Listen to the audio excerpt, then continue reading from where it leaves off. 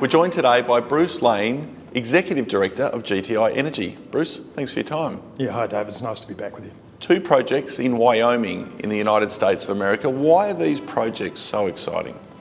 There's a few good reasons why they're exciting. One is because they're in situ recovery uranium projects, and we know that uranium prices certainly improved a lot over the last year or so, and we believe that in situ recovery projects in Wyoming economics are very attractive. So we think that sort of all-in sustaining costs in that area is around the sort of $40 mark, as we know from our peers. So where the projects are is located in amongst a cohort of 7 permitted facilities within 100 miles.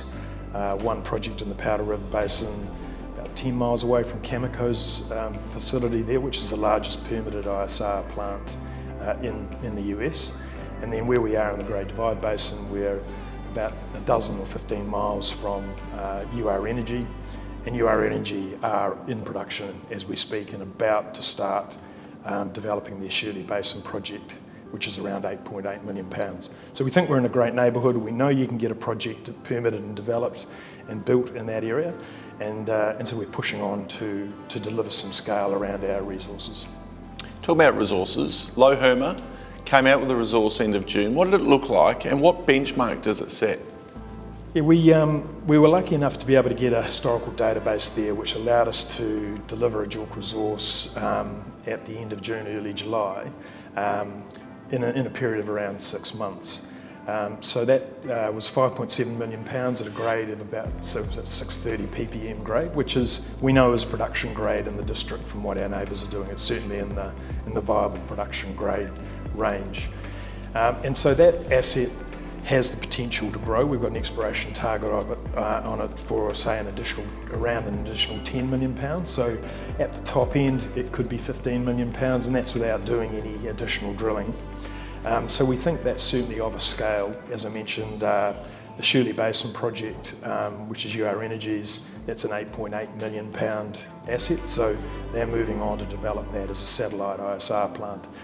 Now we believe that around £10 million or thereabouts is economic. The capex is not huge on these projects, and the paybacks are pretty good. So certainly at around that $65 to $70 uranium price, these things are viable.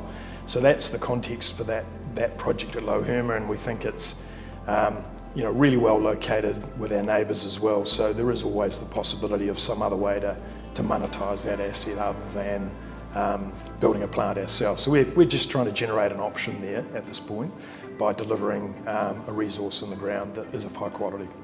And at Green Mountain, geophysics kept you busy? Yeah, look, we conducted a geophysics survey, an aerial survey in the earlier part of the year, and we recently received the final interpretations on the radiometrics. And look, we knew there was uranium there. We've got historical drilling from the 70s and some oil well logs, and we've got enough information to be able to plot or plan an initial drill program. So we had done that, but we really decided that geophysics was required. It's quite a big piece of property, and we really wanted to be efficient about drilling. And so what this geophysics has done is actually given us a very clear direction about where it is that we might want to drill next year. So our next step with that is to plan those drill holes. Obviously we've got to create a universe of holes and then ground truth it, all that good stuff.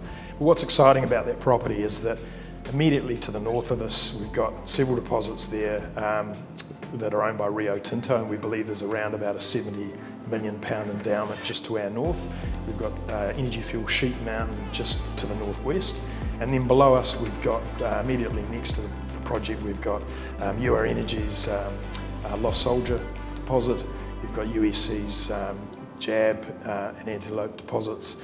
So we know that we're in a very productive area, and there's a few sort of elephant-sized deposits around us, and so we're quite excited to be able to get on, and hopefully we can drill that at some stage in the middle of next year. Where to from here? What's the plan? Yeah, so drilling at the moment at Low Herma, so we've got some results which we might, subject to how weather goes, and it's Thanksgiving at the moment, so the guys in the US are having a few days off. But we'll get some results from that and be able to talk about that. And then we'll be able to define a little more clearly where we will drill at Green Mountain. So those are the things that we've got in the immediate future. Lastly, you touched on the uranium price. What are you seeing in the market, and particularly in relation to supply, demand and the price? Yeah, look, there's a lot talked about at the moment around uranium, but what is obvious is that that spot price is certainly indicative of a contraction in the supply side, and there's obviously growth in demand because we've got a lot of reactors that were going to be shut off that haven't been shut off, so there's a short-term squeeze just to supply those. But to give you context, I mean, if the annual requirement for uranium at the moment is around 200 or just north of 200 million pounds, the US buys 50 million pounds a year, so a quarter of the world's uranium supply. Currently has to get most of, or all of that from offshore. And one of the biggest drivers of what's going on at the moment is because of the East-West conflict around the Ukraine, that's really taken a lot of pounds out of the market for those utilities. And so I think there's obviously an awareness amongst that group of customers that they need to find more, and they can't get it from some of the traditional sources, so there's only a very limited supply available outside of those sources, so that's driving price as well. So there's some interesting things going on in Niger and what have you. Suffice to say, there's less of it around and we need more of it, and the price is responding. So long-term contracts are the way the industry works, and what we're really looking to is to see those long-term contract prices lift around the $70 to $80 mark. Tier 1 jurisdiction, Tier 1 assets, exciting times ahead for GTI and its shareholders. Bruce, thanks for your time. Great, thanks David.